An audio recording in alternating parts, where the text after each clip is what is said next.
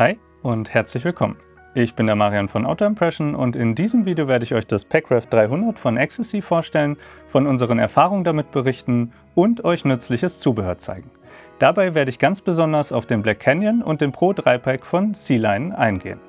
Wenn ihr auf der Suche nach einem Packraft für 2 Personen seid, mit dem man auch längere Touren machen kann und das bei einer guten Qualität trotzdem mit einem fairen Preis daherkommt, und ihr wissen wollt, wie man dieses auch bei längeren Wanderungen zum Wasser bestens transportieren kann, dann seid ihr in diesem Video genau richtig. Los geht es direkt nach dem Intro, also bleibt unbedingt dran.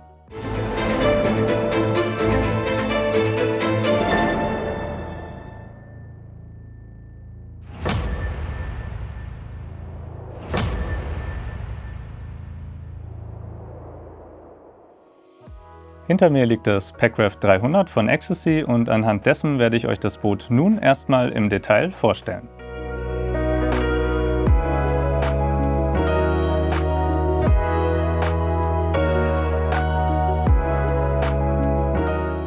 Dieses Boot hier haben wir kostenfrei als Leihgabe von unserem Partner Arts Outdoors erhalten, was meine Bewertung aber in keinerlei Weise beeinflusst.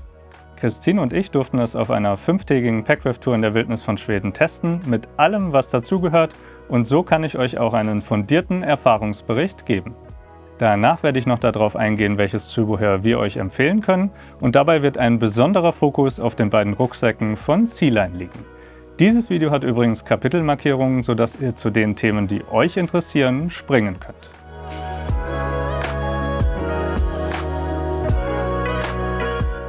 Bei einer Länge von 3 Metern und einer Breite von 96 cm wiegt das 2-Personen-Packraft nur 7 Kilo und kann trotzdem bis zu 250 Kilogramm tragen.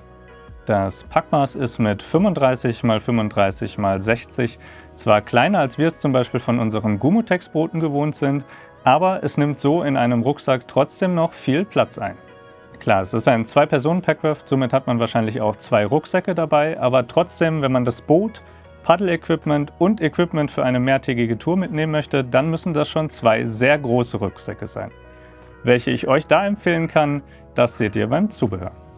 Dies ist das erste Boot, bei dem ich auch einmal auf die Innenmaße eingehen möchte, denn mit einer Länge von 2,20 Meter innen und einer Breite von 42 cm ist das Boot mit 2 Personen und Gepäck voll, also wirklich voll. Dazu aber später beim Erfahrungsbericht noch mehr. Das Packraft ist aus doppelt TPU beschichteten Nylon mit 210D an den Seitenschläuchen und Sitzen und 420D am Boden. Es gibt das Boot in 2 Farben, einmal so wie hier. Die Farbe steht beim Hersteller als Olivgrün drin, meiner Ansicht nach ist es aber einfach nur grün, somit ist es in der Natur sehr gut getarnt und wir finden sie sehr schön. Außerdem gibt es das Boot noch in Camo Grau mit orangen Akzenten, womit es in der Natur nicht ganz so gut getarnt ist, aber auch sehr schick aussieht. Laut Beschreibung sind die Sitze hier dann auch aus 420D beschichtetem Nylon.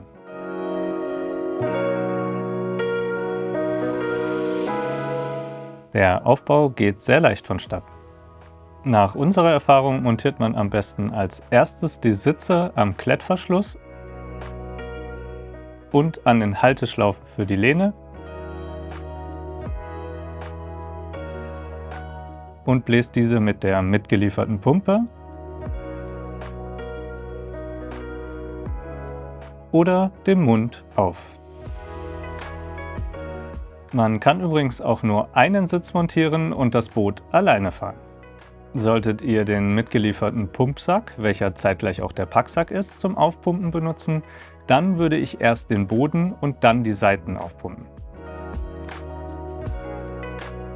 Denn wenn man es hier andersrum macht, kommt man mit dem Packsack oder Pumpsack nicht mehr so gut an das Ventil vom Boden. Wir bevorzugen auch den Pumpsack, da man sich so das Gewicht der Pumpe sparen kann und es bei ähnlichem Zeitaufwand kraftsparender ist als mit der kleinen Handpumpe. Solltet ihr die mitgelieferte Handpumpe oder eine andere Luftpumpe benutzen, dann pumpt man üblicherweise erst die äußere Luftkammer und dann den Boden auf. Aufgeblasen werden die Luftkammern mit einem Druck von bis zu 0,1 bar über die simplen, aber funktionalen Ventile.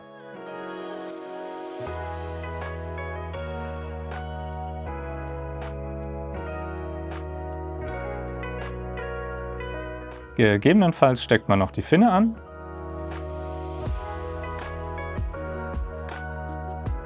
Und fertig aufgebaut ist das Boot.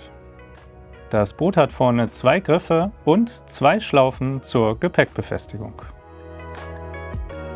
Außerdem ist noch eine praktische Action-Cam-Halterung vorne am Bug, welche während unserer Tour allerdings immer vom Gepäck blockiert war. Hinten hat es nur einen Griff. Hier hätte ich mir zumindest noch eine kleine Schlaufe auf der anderen Seite zur Befestigung vom Gepäck gewünscht. Meinen Rucksack habe ich dann stattdessen am Sitz befestigt, was auch funktioniert. Im Lieferumfang sind auch noch 2 Flicken enthalten, allerdings kein Kleber. Deswegen haben wir noch eine zusätzliche Tube Gumotex-Kleber mitgenommen, welcher sich auch für TPU und Nylon eignen soll.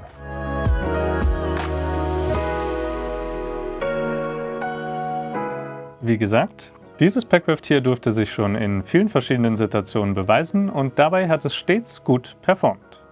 Auf unserer 5-tägigen Tour in Schweden haben wir es erst einen Tag lang im Rucksack zum Startpunkt der Paddelstrecke getragen und sind dann 4 Tage lang über ein Fluss- und Seensystem zurückgefahren. Vom ruhigen Stillwasser über den kleinen Fluss bis hin zur Wildwasserpassage war alles mit dabei. Den ersten Teil zur Tour verlinken wir euch hier oben und am Ende dieses Videos. Ohne Finne auf ruhigen Gewässern lässt die Spurtreue wie erwartet zu wünschen übrig und das Boot ist sehr windanfällig. Mit Finne ist dies bedeutend besser, ganz besonders die Spurtreue ist dann überraschend gut. Windanfällig bleibt das leichte Boot natürlich trotzdem, ganz besonders wenn man es so hoch belädt wie wir. Auf große offene Seen oder gar aufs Meer würde ich daher damit nicht fahren, denn wenn dann ein Sturm kommt, wird es schnell kritisch. Aber dafür holt man sich üblicherweise auch kein Packraft und für kleine bis mittlere Seen eignet es sich trotzdem gut. Wenn wir zu zweit gepaddelt haben auf ruhigen Gewässern ohne Wind, hatten wir 4 bis 5 km/h drauf. Mit einem Kanu kann das natürlich nicht mithalten, aber für ein Packraft ist das gut. Auf dem Fluss fuhr es sich sehr gut und es liegt extrem stabil im Wasser, egal ob mit oder ohne Gepäck. Wildwasser 1 schafft es locker und auch einen kurzen Wildwasser 2 Abschnitt sind wir damit problemlos gefahren. Dabei kam aber natürlich etwas Wasser ins Boot und wenn man durchgängig Wildwasser 2 hat, dann wird man das Boot wahrscheinlich öfter ausleeren müssen. Ich möchte hier einmal betonen, dass ich jedem unerfahrenen Paddler davon abrate, sich einfach so ins Wildwasser zu begeben. Denn die eigenen Fähigkeiten sind hier deutlich wichtiger als die Eigenschaften des Bootes und man sollte geübt sein. Denn der Paddelsport kann sehr gefährlich sein, ganz besonders im Fließgewässer. Die Halterung der Finne ist auf dem Fluss manchmal ein Nachteil, denn sie steht auch ohne Finne noch etwas ab und man kann damit manchmal hängen bleiben. Dafür muss es aber schon sehr flach sein und gerade bei einer Tour, wie wir sie gemacht haben, also wo See und Fluss sich immer wieder abwechseln, hat der große Vorteil dieser Art von Halterung, nämlich dass man die Finne schnell ab und dran machen kann, bei weitem überwogen. Wo wir schon beim Grundkontakt sind, wir haben das Boot wirklich nicht geschont und sind im Fluss über Felsen und Bäume mit spitzen Ästen gefahren und es hat gerade mal ein paar Mikrokratzer. Über die Widerstandsfähigkeit muss man sich also keine Sorgen machen. Grundsätzlich eignet es sich auch für mehrtägige Touren, so wie wir sie gemacht haben, denn die Tragkraft ist mehr als ausreichend und man kommt damit gut voran. Aber man muss mit dem Platz schon sehr gut wirtschaften und sich beim Umfang des Equipments einschränken. Was auch störend ist, so voll beladen sitzt man sehr nah beieinander und wenn man nicht perfekt synchron paddelt, kommt man sich öfter in die Quere. Auf dem Fluss hat daher oft nur einer von uns beiden gepaddelt. Für uns war das okay, aber man sollte sich dessen bewusst sein.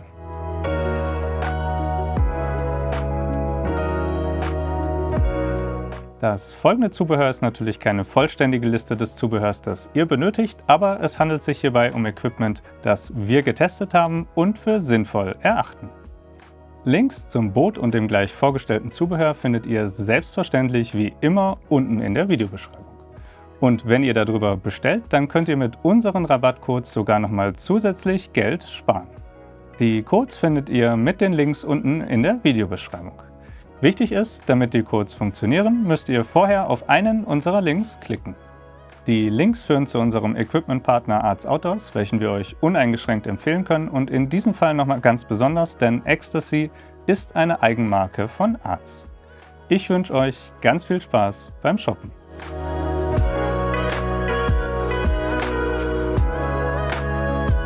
Ein Paddel gehört natürlich zur Pflichtausstattung.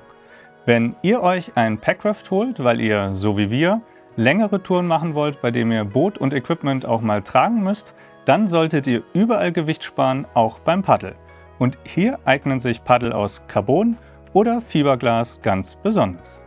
Wenn ihr hingegen euren Geldbeutel schonen wollt, dann nehmt ein Alupaddel.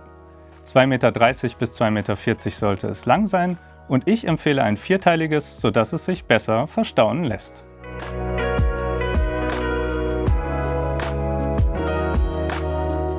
Bei unseren anderen Videos zu Luftbooten stelle ich eine Pumpe immer als Must-Have vor. Da beim Boot sowohl eine kleine Handpumpe als auch ein Pumpsack direkt mit dabei sind, ist das hier natürlich nicht der Fall. Dennoch, wenn ihr das Boot mal auf Touren mitnehmen wollt, bei denen das Gewicht nicht wichtig ist, dann kann eine große Pumpe hier trotzdem sinnvoll sein, denn mit der kleinen Handpumpe oder dem Pumpsack dauert das Aufpumpen schon sehr lange. An die Pumpe sind keine speziellen Anforderungen gesetzt.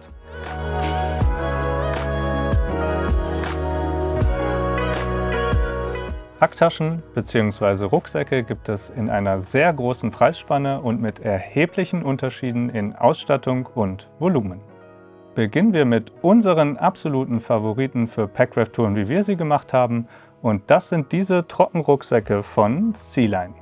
Meiner in Olivia ist der Pro 3 Pack mit 120 Litern und Christine hat den Black Canyon mit 115 Litern. Und in die beiden Rucksäcke zusammen haben wir wirklich alles gebracht, was wir für unsere 5-tägige Tour gebraucht haben.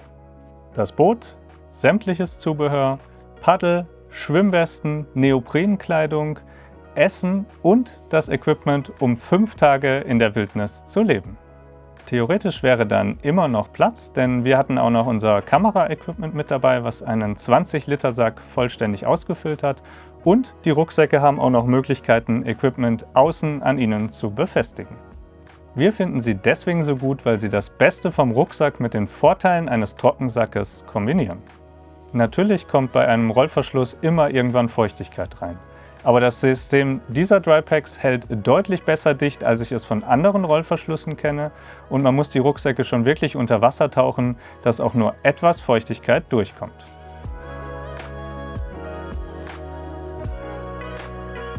Und das Tragegurtsystem ist wirklich so bequem, wie wir es von unseren High-End-Trekking-Rucksäcken gewöhnt sind. Neben einem verstärkten Boden und etwas mehr Befestigungspunkten liegt der größte Vorteil des Pro gegenüber dem Canyon beim Tragegurtsystem. Dieses stützt nämlich durchgängig am Rücken, während das vom Canyon dort unterbrochen ist. Bei viel Gewicht macht dies auch definitiv einen Unterschied. Aber wir haben schnell herausgefunden, dass man diesen Nachteil ausgleichen kann, indem man beim Canyon größere, festere Ausrüstungsgegenstände wie zum Beispiel das Boot oder Paddel an die Rückenpartie packt und diese somit stützt. Und so ist der Unterschied beim Tragekomfort auch nicht mehr groß. Wir konnten so die beiden Rucksäcke mit jeweils knapp 30 Kilo über 20 Kilometer weit tragen. Das war natürlich kein Spaziergang, aber hat schon verhältnismäßig gut geklappt und ich bezweifle, dass man mit den meisten Alternativprodukten das Ganze auch nur halb so gut geschafft hätte. Wem der Anschaffungspreis der Sea-Line-Rucksäcke zu hoch ist, für den könnte sich ein Blick auf den Hiko-Rucksack hier drüben lohnen. Er ist deutlich günstiger, auch wasserdicht, das Boot passt ebenfalls hinein und auch noch einiges an Equipment. Wer damit aber eine längere Tour wie wir machen will, der wird dennoch einiges an Equipment außen dran befestigen müssen. Durch den simplen Rollverschluss kommt schneller Feuchtigkeit und das Tragegurtsystem ist deutlich unkomfortabler.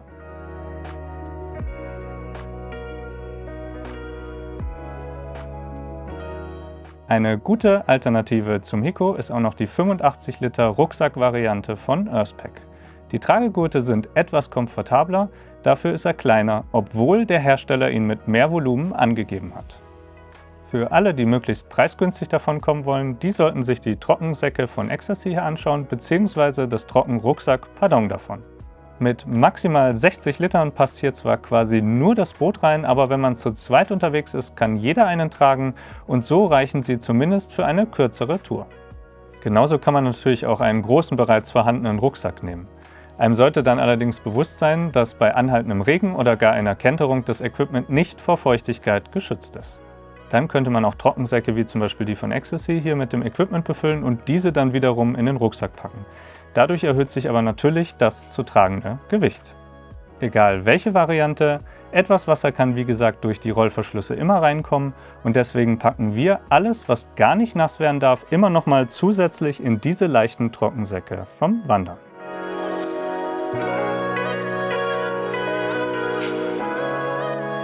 Zur Befestigung des Gepäcks haben wir diese leichten Spanngurte hier benutzt und auch etwas Paracord und Karabiner können nützlich sein.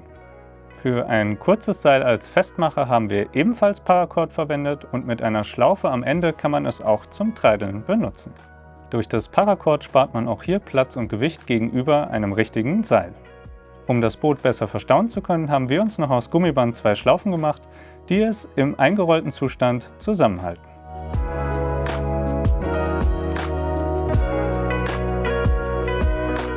Wasserdichte Handyhüllen haben wir auch immer mit dabei, denn selbst ein laut Hersteller wasserdichtes Handy kann Schaden nehmen, wenn es lange Feuchtigkeit ausgesetzt ist. Und außerdem kann man das Handy so am Boot oder an der Schwimmweste befestigen und es gibt auch Hüllen wie diese hier, die eine Luftkammer haben, die man aufblasen kann, sodass das Handy im Wasser schwimmt, falls es mal doch runterfällt.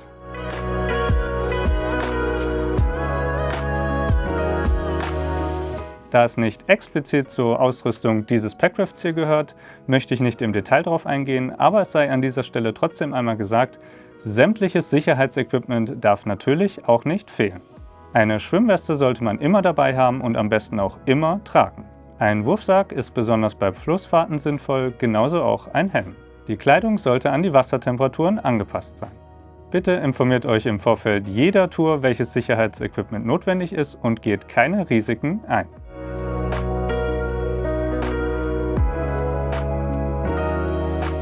Mein Fazit: Wir haben Jan Arz, den Inhaber von Arz Outdoors, gefragt, ob er uns das Boot für dieses Video hier zur Verfügung stellen kann, aber vor allen Dingen, weil wir eine Tour machen wollten, zu dessen Startpunkt man nur zu Fuß kommt. Und mit unserem knapp 30 Kilogramm schweren Gumetech Scout wäre dies sicherlich ein Höllenmarsch geworden.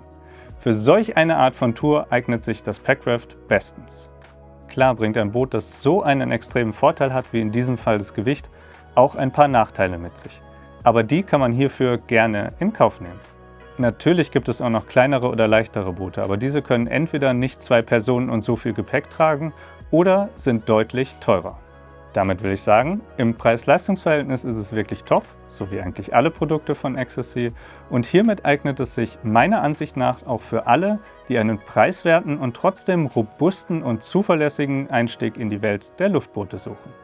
Wir können das Boot auf jeden Fall empfehlen und ich möchte mich hier nochmal herzlichst bei Jan bedanken, dass wir dank ihm diese wundervolle Tour machen konnten. Falls ihr das Video dazu noch nicht gesehen habt, es lohnt sich auf jeden Fall und ihr findet es wie gesagt in der Endcard von diesem Video hier. Ich hoffe, ich konnte euch mit diesem Video bei eurer Kaufentscheidung weiterhelfen.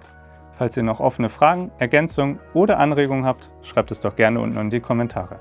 Und falls ihr unseren Kanal noch nicht abonniert habt, macht dies auch gerne. So verpasst ihr keine neue Produktvorstellung und keins unserer spannenden Abenteuer. Ich wünsche euch viel Freude bei euren Abenteuern, sage vielen lieben Dank, dass ihr mit dabei wart, freue mich natürlich umso mehr, wenn ihr es beim nächsten Mal auch wieder seid und bis dahin macht's gut!